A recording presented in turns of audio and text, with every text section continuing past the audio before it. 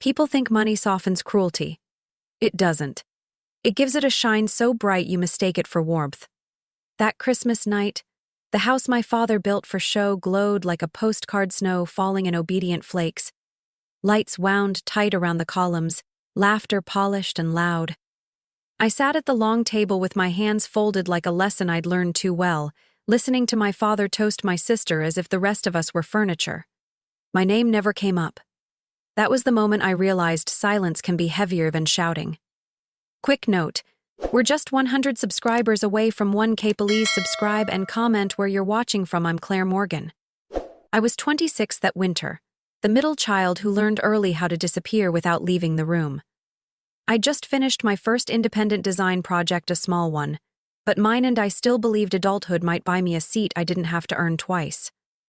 My father called my work expensive decorating, said it with a laugh that invited the table to join in. They did. My mother smiled the way she always did when she wanted peace more than truth. My sister leaned close and told me not to take it personally. I smiled back, the kind of smile that keeps tears from becoming a scene. I left before dessert, slipped upstairs to the bedroom that had been preserved like a museum exhibit, and pulled the overnight bag I'd packed days earlier from the closet.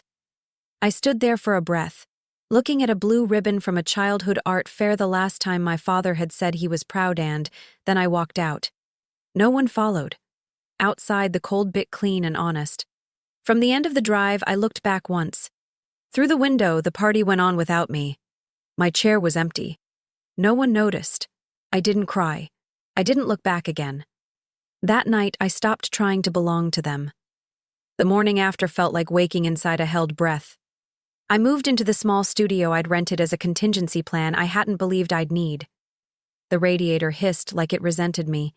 The window looked onto a cracked parking lot, and the quiet pressed in until my thoughts sounded loud. I zipped my suitcase, locked the door, and walked to a diner with a flickering red sign that promised warmth if not mercy. The woman behind the counter asked if I was looking for work or warmth. I said both. She laughed and handed me a coffee pot. Her name was Bunny.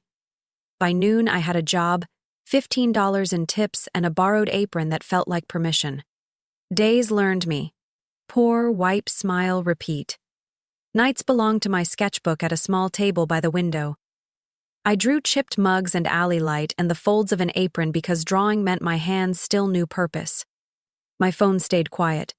No messages from home. I turned it face down and drew a door opening into light. Spring pretended to arrive, then didn't. One afternoon, a woman sat alone by the window pearls where they didn't belong, gloves folded like she knew how to wait. When I brought her tea, she studied my hands and said I poured like someone who paid attention. She sketched a house on a napkin while she talked tall, tired, dignified, and said it was hers, that time had not been kind to it or to people. She left the napkin behind with a name and a number written in careful blue ink. That night, I slept with it under my pillow and dreamed of a door that had been waiting a long time to be opened. She called at dawn. I climbed into her car with coffee on my sleeves and a knot in my throat I didn't yet recognize as hope. The house rose at the crest of the hill, wounded and proud, and something in my chest answered to both truths. Inside, winter lived in the halls. She watched my face instead of the room's and said people either pity a house like this or they bow to it. I told her I wanted to listen first. She nodded like that was the right password.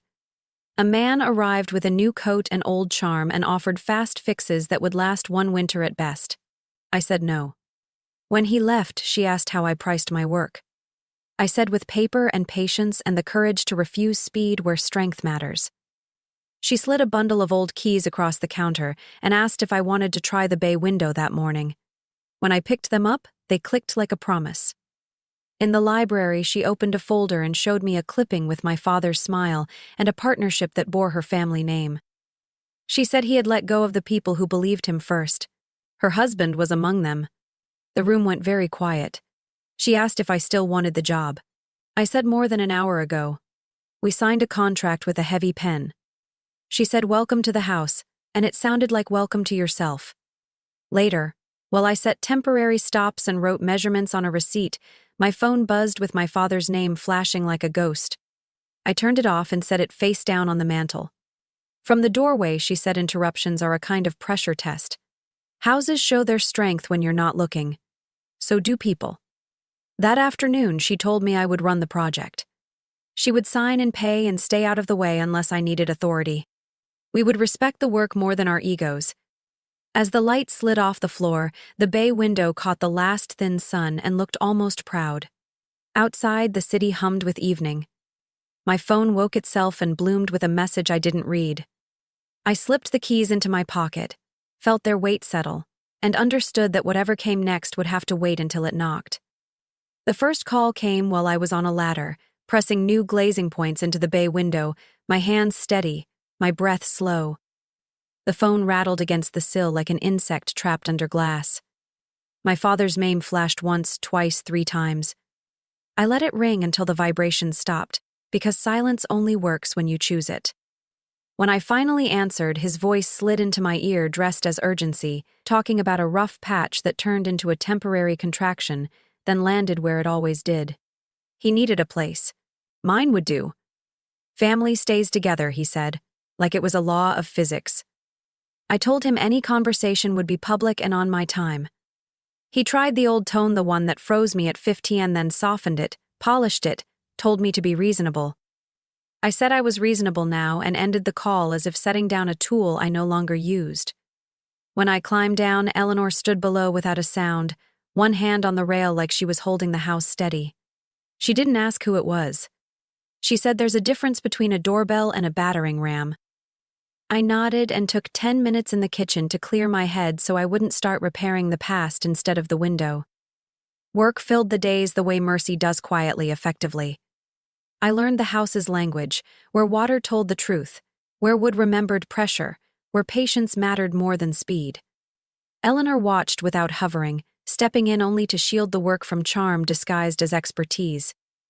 At the diner, Bunny taught me how to set boundaries with salt shakers and napkins, how to keep your back to a wall and your voice even. Air belongs to you, she said, tapping the table like it was a map. Then the messages multiplied. My sister's name lit the screen with familiar static, telling me to be smart, to make things easy.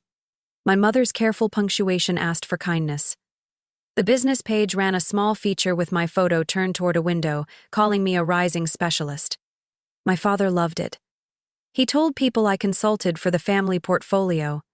He used my work like a leash. I corrected the record in public, once, cleanly, and put the phone face down again. The house absorbed my days. The bay window held. The quiet green paint breathed. In the evenings, Eleanor poured tea and said little things that landed like truth.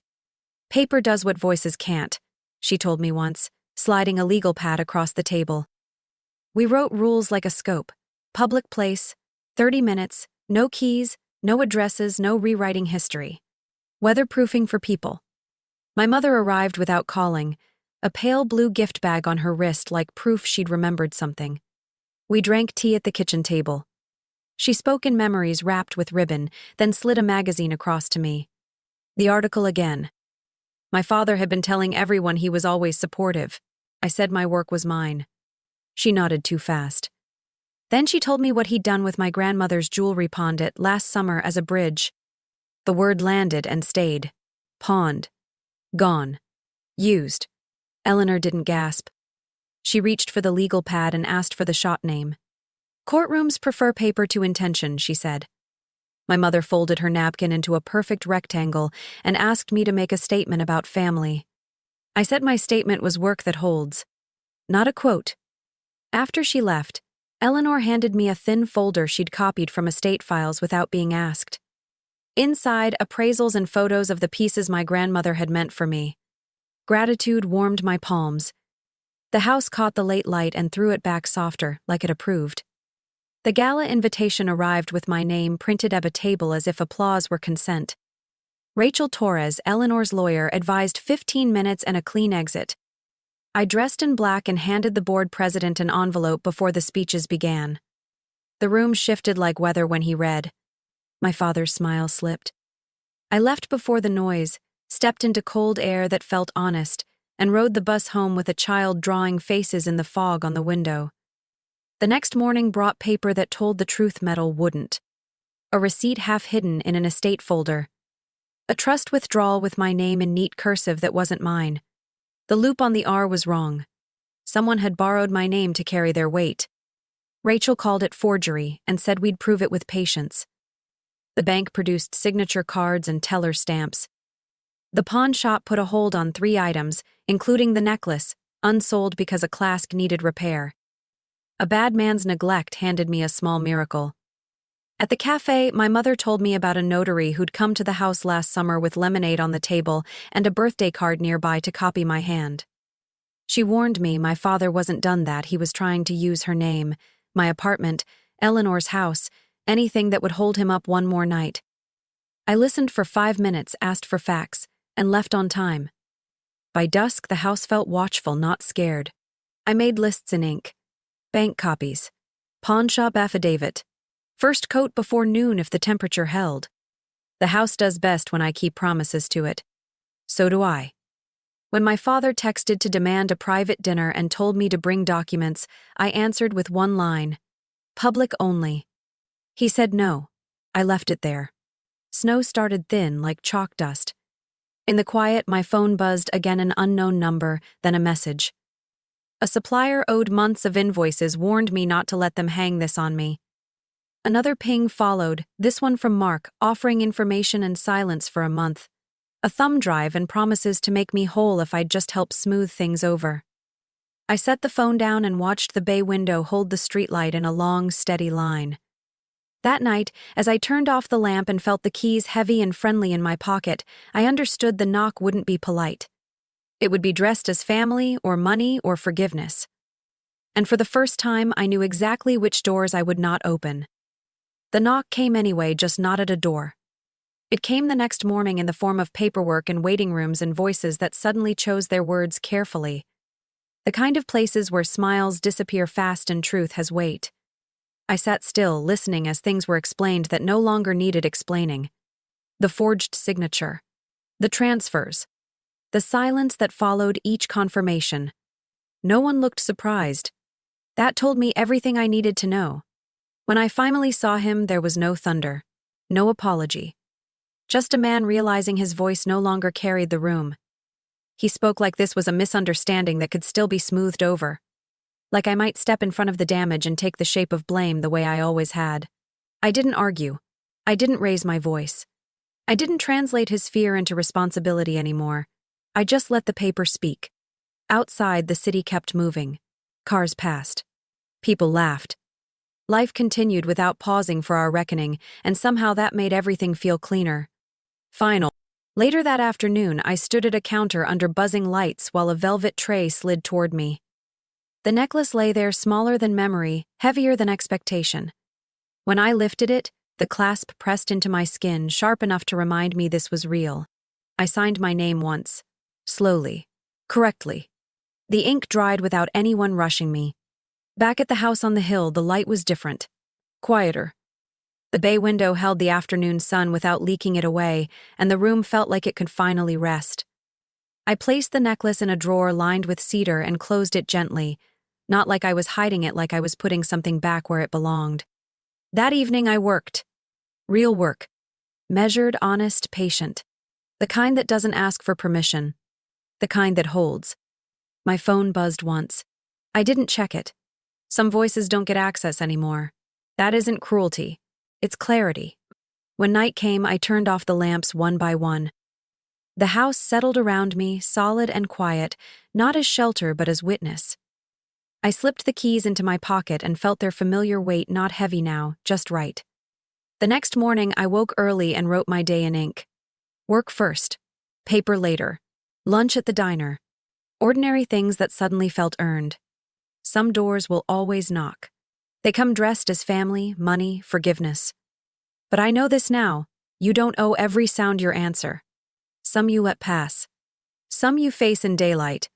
And some finally you never open at all.